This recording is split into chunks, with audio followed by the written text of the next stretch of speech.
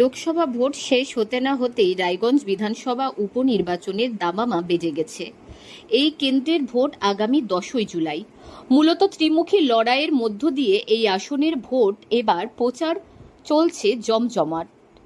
এবারে এই আসনে বিজেপি থেকে প্রার্থী হয়েছেন মানস ঘোষ, তৃণমূল কংগ্রেস থেকে প্রার্থী হয়েছেন রায়গঞ্জের প্রাক্তন বিধায়ক কৃষ্ণ কল্যাণী এবং বাম কংগ্রেস জোট থেকে প্রার্থী হয়েছেন রায়গঞ্জের প্রাক্তন বিধায়ক মোহিত সেনগুপ্ত।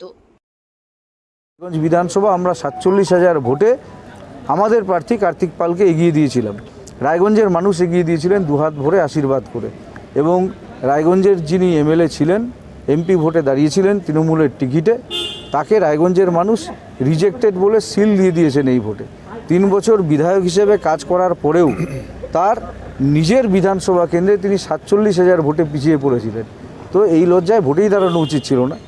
আমার তো মনে হয় যে কি কারণে তিনি ভোটে দাঁড়িয়েছেন বলতে পারবো না, তো এটুকু বলতে পারি যে তৃণমূল দল টাকা দিয়ে টিকিটটা দেয়, সেই টাকার বিনিময়ে এই টিকিটটা আবার তিনি জোগাড় করেছেন। সিপিএম এখানে খুব একটা ফ্যাক্টর নয়।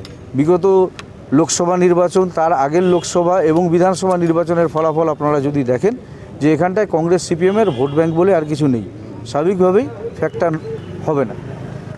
মূলত বিজেপি প্রার্থী মানস ঘোষ তার প্রচারে মূলত হাতিয়ার করছে কেন্দ্রের মোদী সরকারের বিভিন্ন জনমুখী প্রকল্প, তেমনি তৃণমূল কংগ্রেসের সন্ত্রাস এবং নানান ইস্যুকে কেন্দ্র করে মানুষের সামনে তুলে ধরে ভোট চাইছেন যেমন, তেমনি তৃণমূল কংগ্রেস প্রার্থী প্রাক্তন রায়গঞ্জের বিধায়ক কৃষ্ণ কল্যাণী। তার প্রচারে মূলত রাজ্য সরকারের বিভিন্ন উন্নয়নমূলক কাজগুলোকে সকলের সামনে তুলে ধরছেন তিনি। দেখুন, এটা নির্বাচন আপনারা দেখবেন 10ই জুলাই নির্বাচন আছে, 13ই জুলাই ইভিএম খুলবে। সাধারণ মানুষ যে হিসাবে তৃণমূল কংগ্রেসকে জনাদেশ দেবে সেটা আপনারা দেখতে পারবেন। এখনই আমি কিছু বলে বেশি বহিঃপ্রকাশ করতে চাই না। আমি নিজের কর্মের উপর বিশ্বাস করি, আর রায়গঞ্জবাসী এবার কর্মের নিরিখে মতদান করবে, এটাতেই আমি আশ্বাস রাখি, বিশ্বাস রাখি। তেমনি তিনি বলছেন উন্নয়নের নিরিখে এবার তাকে ভোট দেওয়ার জন্য। এর পাশাপাশি রায়গঞ্জের বাম কংগ্রেস জোট প্রার্থী মোহিত সেনগুপ্ত, তিনিও পিছিয়ে নেই। সাম্প্রদায়িক বিজেপি এবং তৃণমূলের বিরুদ্ধে নানান ইস্যু তুলে সাধারণ মানুষের সামনে তুলে ধরছেন তাদের কথা। আমাদের রায়গঞ্জে যে উন্নয়ন হচ্ছে, কংগ্রেসই উন্নয়ন করেছে, কংগ্রেস আমলে উন্নয়ন হয়েছে, বামফ্রন্ট আমলে উন্নয়ন হয়েছে, কিন্তু তৃণমূল কংগ্রেস কোনো উন্নয়ন করতে পারেনি। উপরন্তু আমাদের এইমসটা নিয়ে চলে গেছে এখান থেকে। এর চেয়ে দুঃখেরা কী আছে?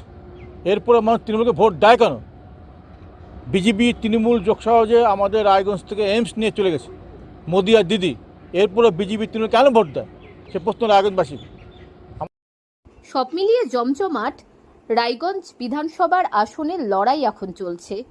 উল্লেখ্য, রায়গঞ্জ বিধানসভার আসনে বিগত দিনে বিজেপি থেকে জয়লাভ করেছিলেন কৃষ্ণ কল্যাণী। এরপর তিনি বিজেপি দল থেকে তৃণমূল কংগ্রেসে চলে যাওয়ার পর এবার লোকসভা নির্বাচনে তাকেই প্রার্থী করে তৃণমূল কংগ্রেস। ফলে বিধায়কের পদ থেকে তাকে ইস্তফা দিতে হয়। এর ফলে পুনরায় আবারও রায়গঞ্জ বিধানসভার উপনির্বাচন অনুষ্ঠিত হচ্ছে, যেখানে তৃণমূল কংগ্রেসের প্রার্থী হয়ে এবার লড়াই করছে কৃষ্ণ কল্যাণী। উত্তর দিনাজপুর থেকে প্রিয়া গুপ্তার রিপোর্ট, লোকাল 18 বাংলা।